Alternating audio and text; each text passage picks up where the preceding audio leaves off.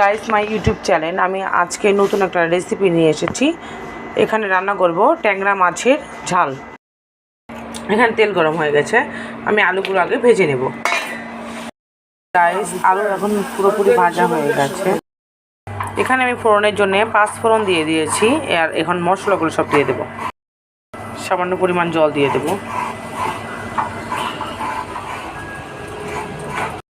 Guys আমাদের এখানে মশলা কষানো হয়ে গেছে, আমি এখানে কাঁচা মাছ দেবো। কাঁচা মাছ এই যে গাইস, এটা এই যে মাছ দিয়ে দিয়েছি, এটা এখন সুন্দর মতো কষাবো, কারণ যত মাছের আঁশটা গন্ধ আছে সেটা সব বের করবো। এখানে আমাদের মাছ কষা হয়ে গেছে, এখানে আমি আলু অ্যাড করে দেবো। এই যে গাইস আমাদের এই যে মাছের এই সুন্দরভাবে কষে হয়ে গেছে, যে তেল বের হয়ে গেছে, এখানে সামান্য পরিমাণ জল দিয়ে আমি এটাকে ঢেকে দেবো।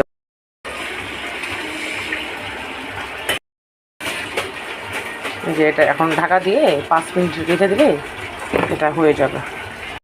গাইস আমাদের রেসিপিটা এখন পুরো হয়ে গেছে, দেখুন গাইস আমাদের যে রেসিপিটা হয়ে গেছে।